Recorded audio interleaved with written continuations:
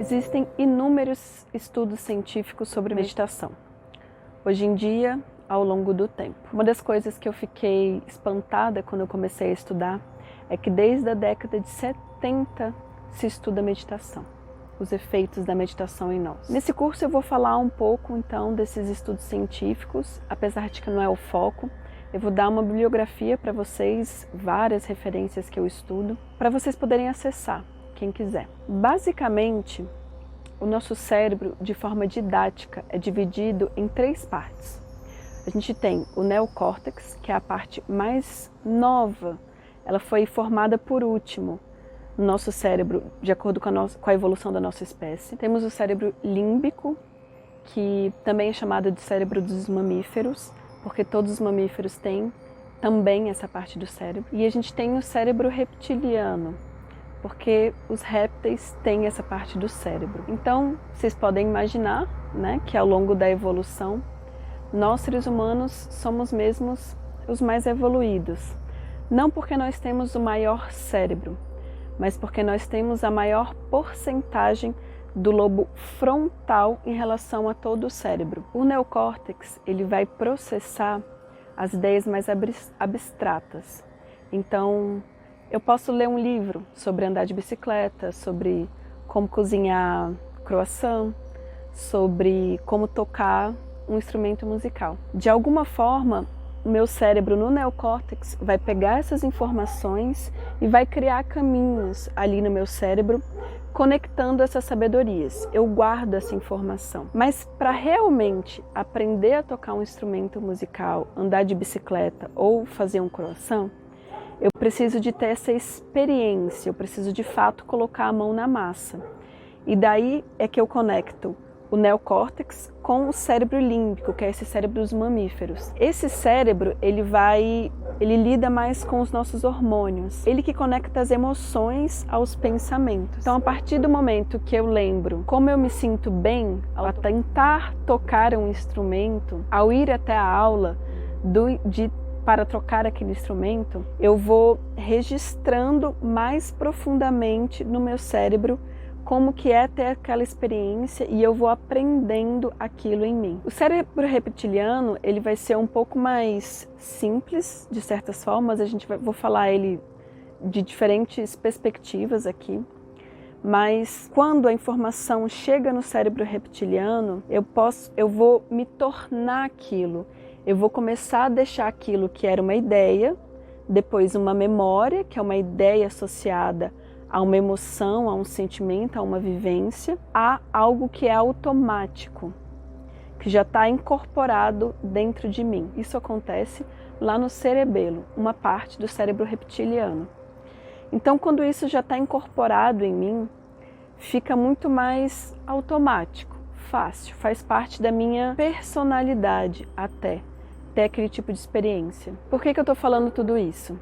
Porque vários estudos científicos sobre a meditação vão mostrar do quanto que a gente fica mais capaz de perceber essas conexões e ir como que aprofundando de forma consciente quais são essas memórias e esses estados de ser que eu quero para mim, assim como eu também posso ir criando mais consciência do que eu não quero, dos meus hábitos, das partes da minha personalidade que eu não quero reforçar. E daí eu vou então apagando esse caminho dentro do meu cérebro. São neurônios mesmo. Eles vão se conectando, eles vão se conversando através de eletricidade, através de magnetismo. Se eu vou reforçando esses caminhos, eles têm essa chance de se tornar cada vez mais automático. Agora vamos lá. Se eu começo a perceber que todas as vezes ao falar para um público grande de pessoas, eu me sinto tenso, desconfortável, de forma geral ansioso ou ansiosa. E daí, todas as vezes que eu estou vivendo essa situação, vem aquele nível de ansiedade alto, no qual eu me imagino fugindo ou lutando com aquela situação. Isso os répteis fazem. Então a gente já sabe que quando a gente está frente a uma situação de ameaça, a gente tem 2 opções, ou a gente foge ou a gente enfrenta, a gente luta. Então, tô ali de frente para um público, vivendo tudo isso dentro de mim. Só que de repente, antes daquela apresentação, uma semana antes, eu já começo a ficar ansiosa, porque eu já tenho a memória associada ao pensamento e associada a esse estado de luta ou fuga que eu fico. E eu começo a viver isso cada vez mais, de forma mais longa ao longo da minha vida, ao longo da minha experiência. E daí pode ser que chegue um ponto onde qualquer situação onde eu tenho que interagir com pessoas, eu me sinto dessa forma. E daí eu, de repente, já desenvolvi uma síndrome de pânico, de repente eu já desenvolvi um estado de ansiedade generalizada. Isso foi só um exemplo, mas é só para eu mostrar para vocês compreenderem como as coisas em nós vão acontecendo em camadas, são processos. E geralmente a gente tem que repetir para nós mesmos aquela vivência, aquela memória, aquela situação. Se através do meu pensamento eu consigo conectar uma emoção que dispara toda uma experiência no meu corpo, sendo que eu nem estou vivendo aquilo, através do meu pensamento, eu também posso disparar uma outra emoção que me faz eu me posicionar diferente frente àquela situação. E é aí onde várias meditações de visualização entram. Então, vários estudos científicos, vou colocar alguns aqui embaixo para vocês, que percebem, estudam o poder das visualizações. Como assim? Eu ficar parada, sem fazer nada, mas imaginando dentro da minha cabeça que eu estou fazendo algo e que eu estou me sentindo bem, alegre, grata. Fazendo esse algo pode mudar o resultado de alguma outra coisa na vida real. Isso acontece porque a gente conecta o neocórtex através da visualização interna ao nosso cérebro límbico, as nossas emoções. E daí eu vou começando a construir um caminho dentro de mim para alguma coisa que ainda não aconteceu fora de mim. Então, meditações como para desenvolver o perdão, e você pratica dentro de você a sua capacidade de perdoar. Isso vai abrindo um caminho interno em você de aprendizado cerebral para perdoar aquela pessoa, aquela situação, você mesma, você mesmo. É muito interessante a gente perceber, por exemplo, o aprendizado. Tudo que a gente aprende na vida, a gente só aprende porque foi repetido várias vezes ao longo da nossa vida. Então, como que as crianças aprendem a língua materna delas? Porque elas falam errado, porque elas falam uma parte da palavra e a gente vai complementando, a gente vai mostrando o objeto e a palavra, a gente vai ensinando como que fala a frase inteira, a gente ensina a entonação da pergunta.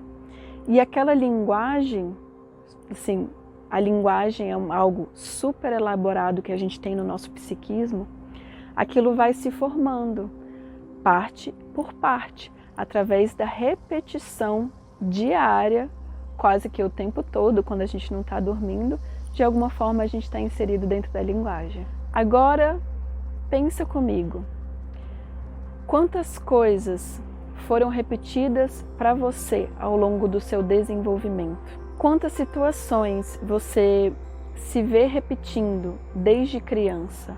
De repente eu tive um pai muito rigoroso, que me disse várias vezes que eu era um fracassado, que eu não aprendia nada direito, que eu não escutava o que ele estava dizendo. De repente, eu tive uma mãe muito amorosa que me causava medo em certas situações.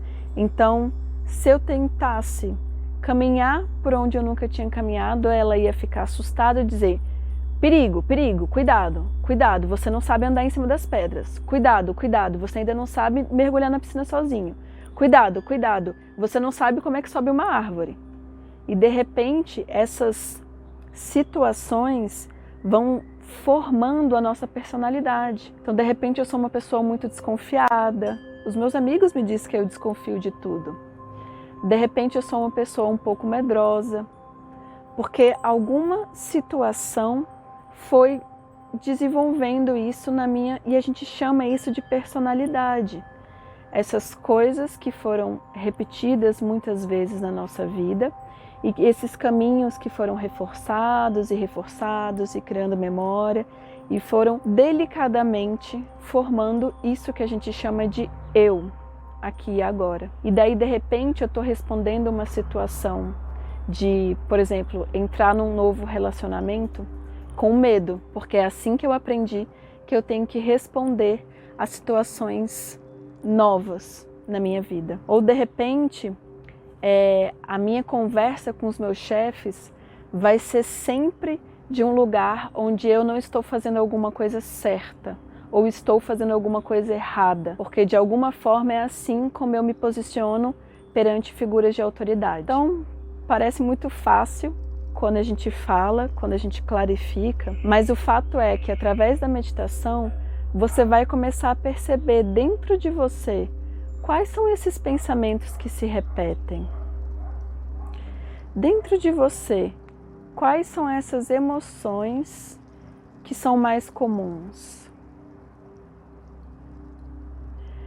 Como é que o meu corpo já está de forma automática respondendo a essas situações? Quem sabe eu levanto quase todos os dias da cama, meio embolado, sem querer levantar, ou um pouco assustado, achando que tenho que me proteger de alguma coisa.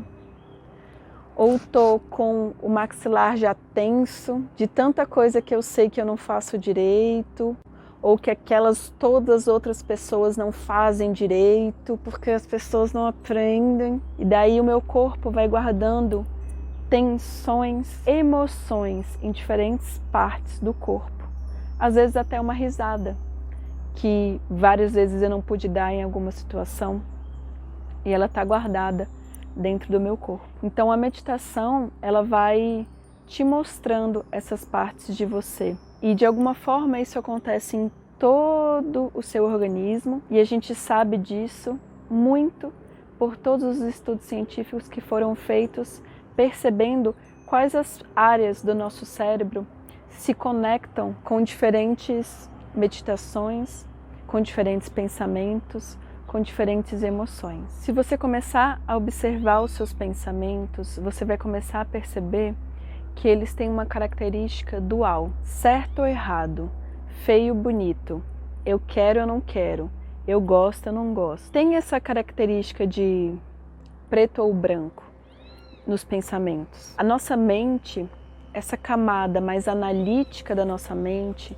mas dentro das ondas cerebrais, a gente está no ritmo de ondas beta, que é um pouco mais agitado, que é esse ritmo de estar acordado, fazendo coisas na vida. Os pensamentos têm essa característica de ser mais duais. Então, de alguma forma, a natureza da minha mente, dessa mente quando eu estou acordada, acordado, ela é mais analítica, ela julga, ela compara situações. Ela procura uma estabilidade, e é muito por isso que todos nós procuramos estabilidades na vida. Então, tem todas essas características. Se eu consigo, através da meditação, observar que isso é uma parte dos meus pensamentos, que isso é uma parte de mim, vai ser como a sua mão. Você não vai se identificar tanto com feio, bonito, certo ou errado. Isso não é para você começar a virar um zumbi andando pela vida achando tudo legal ou tudo mais ou menos meio sem ter um tempero na vida. Não é isso que se trata. Mas quem sabe você vai demorar um pouco mais de tempo para poder analisar aquela situação e realmente perceber o que naquela situação é ou não é bem-vindo agora. Ou perceber naquela situação o que está acontecendo, sem julgar a princípio. Já imaginou conversar com seu filho, com a sua filha, com seu pai, com a sua mãe, com o seu companheiro, com a sua companheira, sem analisar ele o tempo todo, sem estar dentro da sua cabeça dizendo que isso está certo ou que isso está errado, ou com você mesmo, conseguir como que suspender um pouco esses julgamentos a fim de ver além? Com certeza vocês já tiveram essa experiência de alguma coisa que vocês odiavam comer quando pequeno e hoje em dia até gostam, de alguma pessoa que você odiou no início e de repente você foi descobrindo que essa pessoa é maravilhosa, você só tem que saber lidar com ela, por exemplo. Nós mudamos de opinião, então se a gente consegue perceber que a nossa opinião, que o nosso julgamento é apenas uma parte da nossa capacidade de ser, a gente consegue também não dar tanto valor para essa parte. Fica mais fácil, sim. E quando você consegue perceber que isso é só uma parte de você, uma capacidade que você pode ou não usar, de julgar, analisar, ver as coisas em preto e branco, você consegue olhar além dessa situação. E a vida se torna mais fácil, principalmente para você, porque você vai começar a perceber tudo que envolve aquela situação, tudo que te envolve naquela situação. E aí você vai conseguir se posicionar de maneira diferente para, quem sabe, experienciar aquela situação de uma maneira diferente. Nosso cérebro também é dividido em 2 hemisférios, direito e esquerdo. O hemisfério esquerdo do nosso cérebro, ele é o mais dominante na grande maioria das pessoas. E ele é o cérebro da lógica, ele é o cérebro da racionalidade.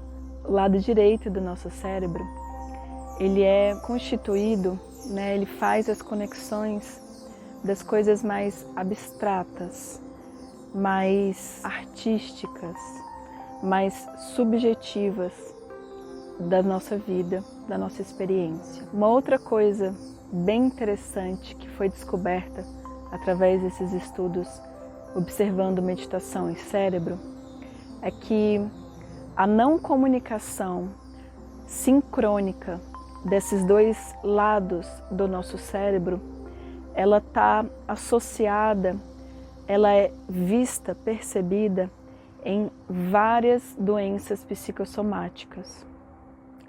E que através da meditação, de forma natural, o nosso cérebro vai se interligando, se interconectando no estado meditativo. Então, o estado meditativo vai possibilitando essa sincronicidade entre os 2 hemisférios cerebrais e a saúde acontece.